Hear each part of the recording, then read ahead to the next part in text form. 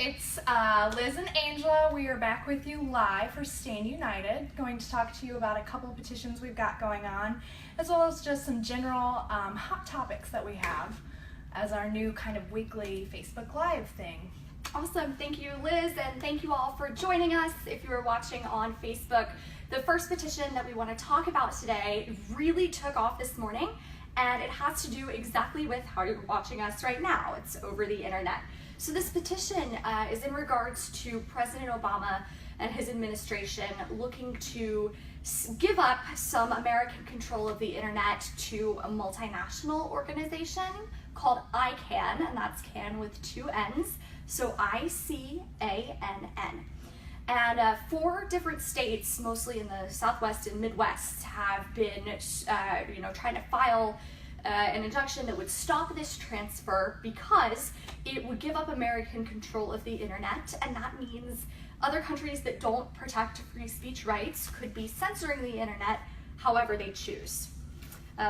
Ted Cruz, Senator Cruz, actually has been all over the media about this, saying, please do not let President Obama give up control of the internet. We have to keep the internet under U.S. control so that we can keep it free and we don't have Russia and China deleting entire websites at will and deciding what speech is protected and what is not. Awesome. So this petition took off. We've had it up this week, but it's taken off to over 300 signatures now? Yeah, and that was really just this morning.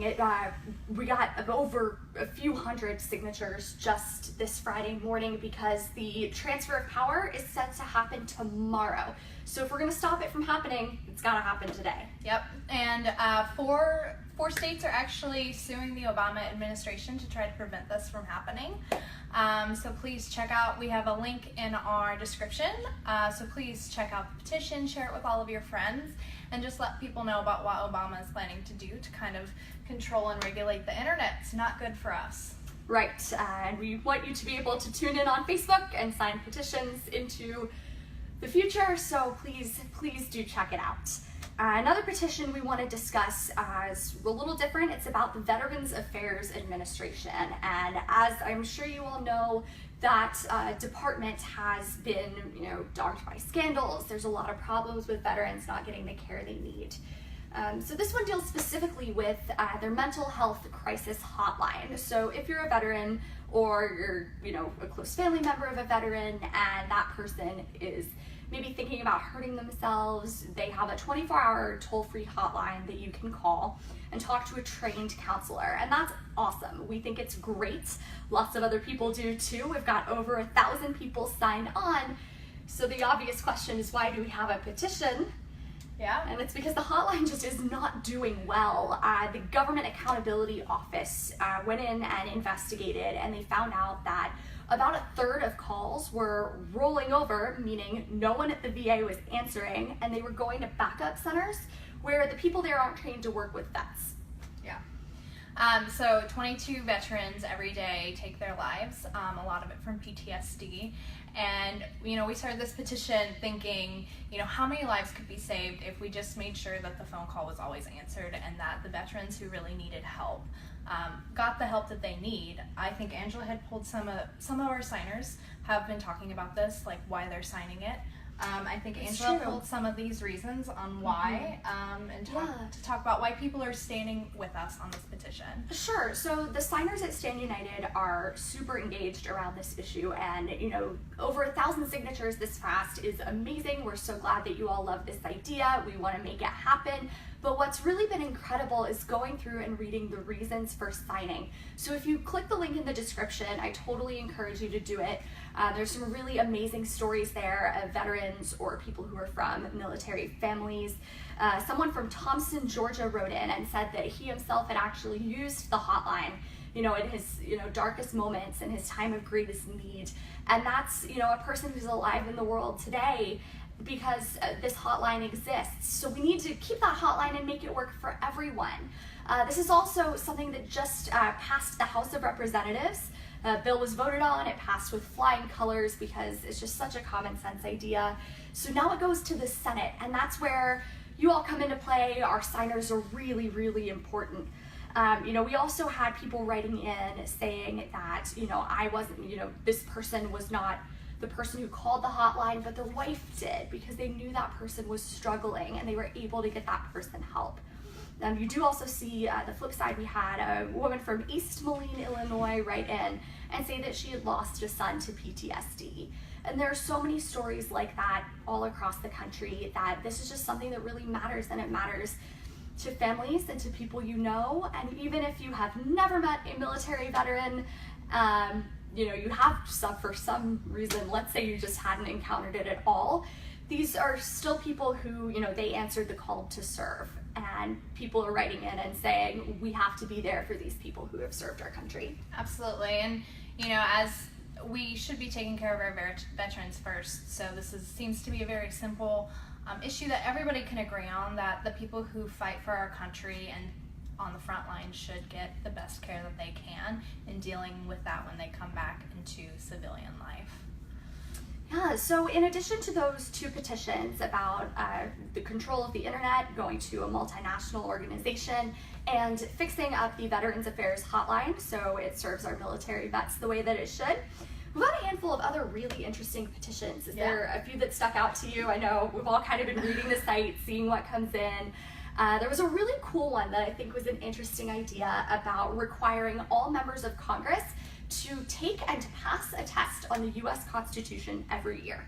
Yeah, that was one that just opened up recently, and it's a really interesting idea. We've posted it on some of our social media channels, and it always has a very interesting response. So please just let us know, what do you think about this? The idea of, on top of electing our officials every 2 to 6 years, they also are required to take an annual certification on the Constitution, just so that we can trust that they actually know what they're supposedly doing. Right, when a member of Congress gets sworn in, you see the pictures where they're like this, and the family's there, and it's all formal. They, that oath is they are swearing to uphold the Constitution of the United States. So if we're trusting them with that, massively important job, they ought to know what it is that they're defending, is the whole idea behind this petition. If you have thoughts about what that test should include or what people should know, we would love to hear those, because it's not something that's happened in the country's history. We've never tested our elected officials on like a knowledge exam. But maybe we should. There are a lot of people who feel that way, and that's why that petition is taking off. I mean, and that's the beauty of StandUnited, is that, people can come to our platform and start petitions on all sorts of things, something that you might think is absolutely crazy, but you can throw it up there and realize maybe it's not as crazy as you thought, and there are a lot of other people who are thinking the same way as you. The beautiful thing about this online activist tool is that it brings you into contact with people that you may not have realized existed. I think it's really easy in our communities to just feel like we're on our own, especially as conservatives, center-right people, with the media and how everything else is. It definitely can feel like we're the only people who believe what we believe, and I think StandUnited has been an awesome opportunity to connect people, whether it's through just meeting other people on our Facebook page, or just getting involved in your local community. We have people come to us every week starting local petitions, whether it's stuff about their school board is teaching or about making their community safer, and they're really able to make an impact and rally a lot of people they didn't even know existed. Mm-hmm. It's been really cool to see what comes through and the different ideas that people have. Just in the past few days, I've seen stuff about a college gym's dress code. Imagine, I know we like to go to the gym wearing our little tank tops and shorts and stuff, and that in most gyms across America is really normal, I thought, until we get a petition saying, I want my university to change the dress code. It's unfairly targeting women. It's unfairly targeting people who want to dress a certain way, and, protecting their freedom as students to wear what they want. So that's been especially interesting. We had someone submit a petition about their selfie stick. Weren't able to get in contact with you, but if you're watching, we hope you got your selfie stick back. I hope you send us a selfie, please. We would love to see it. We hope it worked out for you. There's also national level petitions that people don't realize are having a local impact. especially the Tax Revolution Institute. Have you read that one? Sorry, there's a bunch of us in the room. We're all kind of looking around like, who's read what? Because we get such a great variety. Right. And this petition was about an IRS rule that will go into effect tomorrow unless Congress does something to stop it, and it's about nonprofits and free speech. So, most nonprofits, I don't know if like your church or your, local civics group or your Girl Scout troop, your Little League, could be anything as long as it's a 501c3 nonprofit. This rule the IRS commissioner is trying to force through would block nonprofits from political speech. And that term is so broad. Yeah. It really includes everything. You couldn't post the name of a candidate. You couldn't say, everybody go vote, we're having a voter registration drive. You couldn't talk about candidate issues. I mean, anything that's vaguely political. And it's really kind of designed to hamper the free speech rights of nonprofits. And how do you enforce that? Yeah.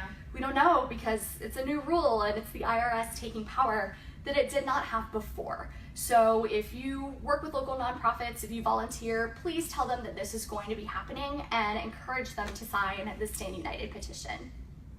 All right, so I think this is a good place to wrap up. We just want to keep coming back with you guys every week. We're going to continue doing some on-location stuff like we did a couple weeks ago, as well as some other fun stuff. So please make sure to come and check us out on Friday afternoons. Angela and I will be here. We'll bring in other people. If you have ideas on stuff that you want us to talk about, please let us know. Like, we are doing this to better engage with you guys, and we want to know how we can help you. Yes, thank you, Liz, and thank you all for watching. We love getting your feedback. We especially love hearing your petition ideas. So if there's something that you want changed or you want started up in your community or all across the country, StandUnited.org. We'll be here on Fridays, and thanks for watching. All right, bye.